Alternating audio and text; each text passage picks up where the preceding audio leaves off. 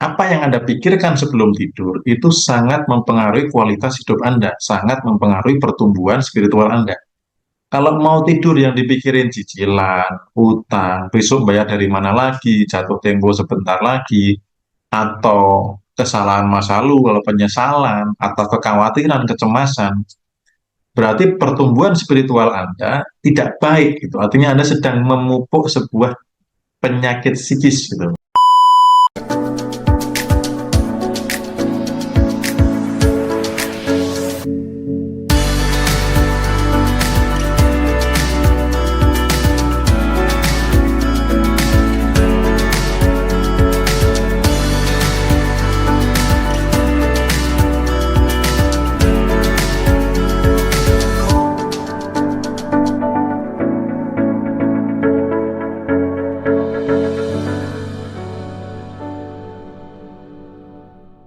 Yang kita perlukan sebelum tidur sering menyampaikan higher self datanglah.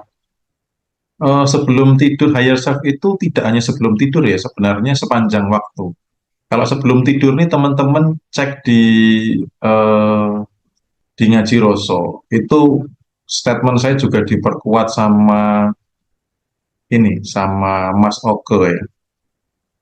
Semalam itu dia juga ngomong gitu loh. Usahakan sebelum tidur memikirkan hal-hal yang dimau gitu. Hal-hal yang dimau gitu. Jadi di videonya Mas Oke ada kok. Nah ini, lakukan ini sebelum tidur ya teman-teman lihat ya. Ini sama kayak ajaran saya itu. Di podcast-podcast saya sebelumnya juga sama. Kami nggak janjian, tapi itulah cara membangun kesadaran kaya. Itulah caranya untuk berada di mental kaya. Jadi sebelum tidur itu pikirkan kehidupan yang ingin dijalani.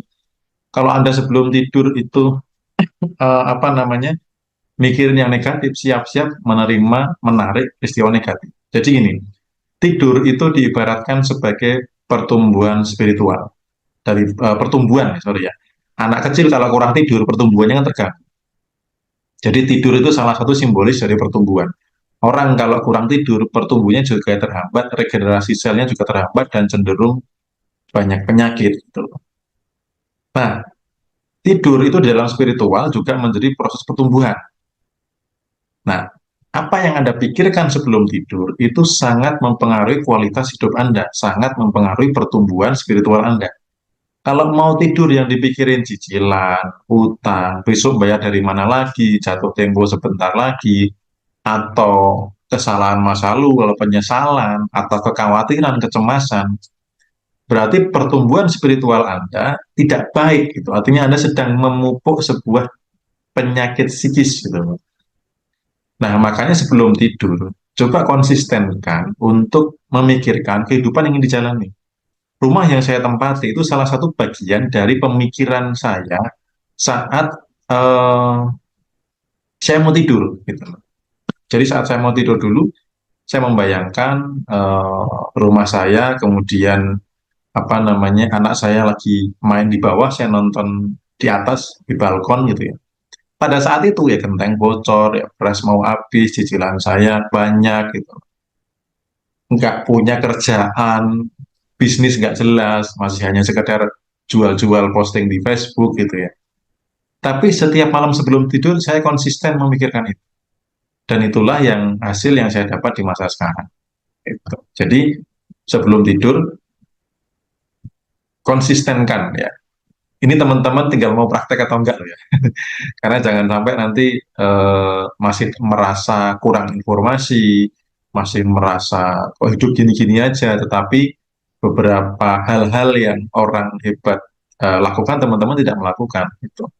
Ya sampai sekelas Mas Oke seperti itu, ternyata ya sederhana, beliau konsisten sebelum tidur memikirkan kehidupan yang ingin dijalani.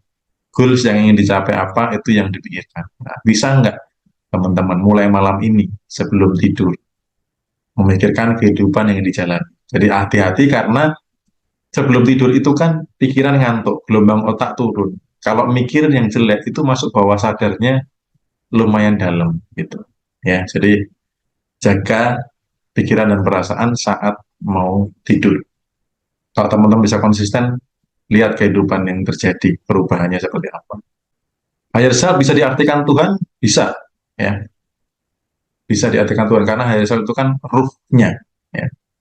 Saat afirmasi karena satu hal lain, kadang kita tidak selalu bisa merasakan versi power, kadang afirmasi cuman gambar rumah tanpa bisa merasakan kondisi yang kalau dalam kondisi gini apa dilakukan? Jadi kalau teman-teman afirmasi, sebenarnya pembahasan afirmasi nanti ada ruang khususnya ya. Nah, buat teman-teman saya kasih tahu, afirmasi itu yang terpenting libatkan 5 panca indera supaya bisa merasakan.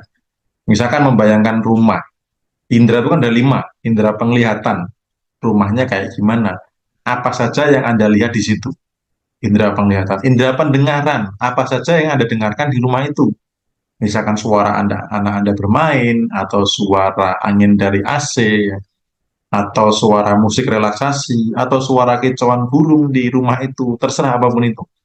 Ya, yang penting melibatkan indera pendengaran. Habis itu indera apa lagi?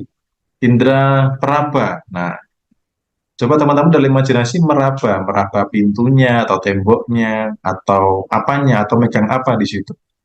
Terus indera penciuman.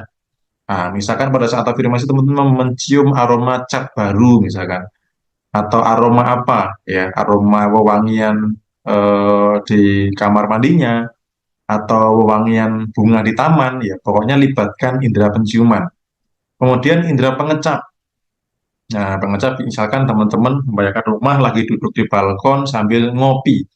Jadi lidahnya itu seolah-olah benar-benar merasakan kopi.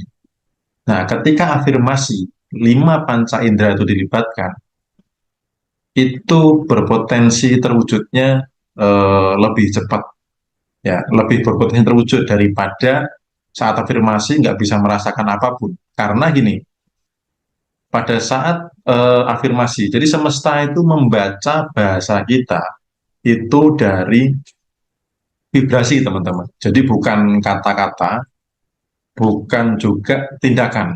Ya.